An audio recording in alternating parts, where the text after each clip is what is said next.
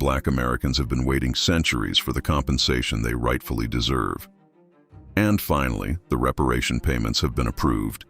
Each African American gets $151 million instead of $350,000. Delve into the video to know the whereabouts. But before that, make sure you subscribe to our channel and like the video. How fair is it when a country has the money to fund wars, but not to pay the slavery reparation? What restricts the United States from paying the reparation of Black Americans? The reparation for one African American was $350,000, which has now spontaneously increased to $151 million per person.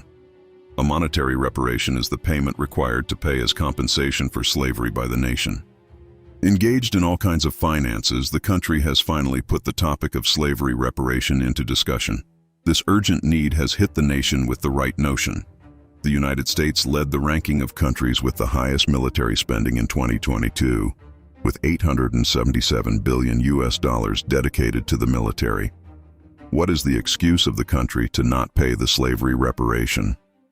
The processing of slavery reparation for Black Americans have been laying stagnant since centuries now. The Black Tax: Racial Discrimination in Economy. The Black Tax is a book written by Sean Rochester that examines the economic consequences of systemic racism in the United States.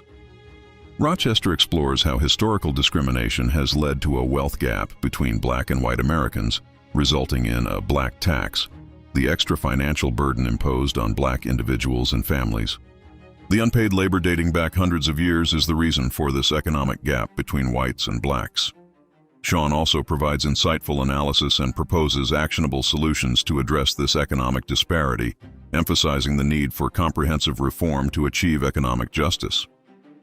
The book serves as a call to action, urging society to confront and dismantle the structural barriers that perpetuate unequal financial outcomes for Black Americans. From 1619 to 1865, over $95 trillion were extracted from Africans. Apart from having the excess burden, for a long time in history, Black Americans were denied government-sponsored wealth-building programs. As proof of the statement, we present to you how the Black Americans were denied access to the Homestead Act in 1863. The Homestead Act of 1863 gave citizens up to 160 acres of public land provided they lived on it, improved it, and paid a small registration fee. When people yearned for progress, in 1935, Black Americans were excluded from the Social Security Act. That is the progress they received. Apart from this, the GI Bill in 1944 also excluded Black Americans. The GI Bill provided World War II veterans with funds for college education, unemployment insurance, and housing. The reparation: a responsibility of the federal government. The nepotism is not questioned. Every wealthy descendant benefits from their ancestors' wealth, title, and fame. What did the descendants do to have deserved all of it? Nothing. But when it comes to the reparation money for descendants of slaves, the question arises, what did the descendants do to have deserved the money of their ancestors' sufferings? How is that even fair? In the year 1885, reports from various economists and state departments suggested paying every African American a compensation of $360,000. The United States wanted to get rid of the generational duty by paying off the reparation. A minor amount in 1885, but now this amount has been raised to $151 million. This amount is sufficient for a rich lifestyle, but the question is, who will pay the reparation? This $1 trillion, how can the country afford it? Well, where there is a will, there is a way. One such way is the generational wealth handed over to the descendants of white supremacists. The wealth of the aristocrats was handed over to the next generation, which led to social injustices. Wealth is not the only thing the white supremacists passed on. With wealth comes opportunities and education. And what do the victims of slavery have to pass on to their descendants? Trauma and the story of suffering. The descendants deserve the reparation to the happy childhood they lost and the insulting days they had to overcome. The heinous institute of slavery was unjust, and it demands the need for corrective measures.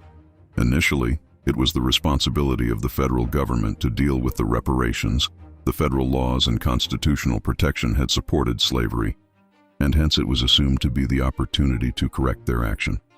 The wealth generated from slavery was passed over to the descendants without question.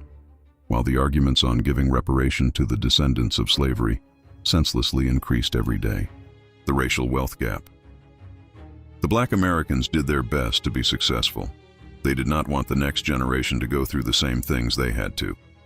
They wanted their kids to tell different stories, a happier one. But when the community started growing through hard work and talent, the whites destroyed their businesses on purpose, often through violent means. The Tulsa Race Massacre of 1921 is not anonymous to us. It was too big to be anonymous. A white mob burned down black-owned businesses in the Greenwood district of Tulsa, Oklahoma. How is destroying a whole city without a motive justified? Greenwood was a prosperous area with efficient black-owned businesses. Such tragedies and the desperate need for a job for their survival contributed to the wealth gap. There has been progress, but a substantial wealth gap still exists. The Americans possess 10 times more wealth than the Black Americans, making the racial wealth gap obvious. The profit made from enslaved labor and businesses is in billions. In 1861, the cotton produced by the enslaved individual was valued at $250 million.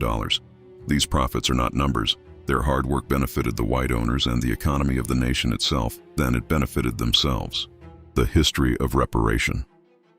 Until today, the descendants of these slaves have not been paid their compensation. The federal government has not compensated the opportunities they have lost, the bills they were excluded, and the advantages they were denied. The injustices of slavery and Jim Crow laws and discriminatory practices snatched away from the blacks the good life they could have had. While they deserved to live a normal life, the Americans kept on finding one or the other way to make life difficult for them. Reparation has its history firmly rooted in America. The term is not new for the country, nor is the country for the term. There has been a history of the nation paying the Japanese Americans a reparation amount of $1.5 billion for their internment during World War II.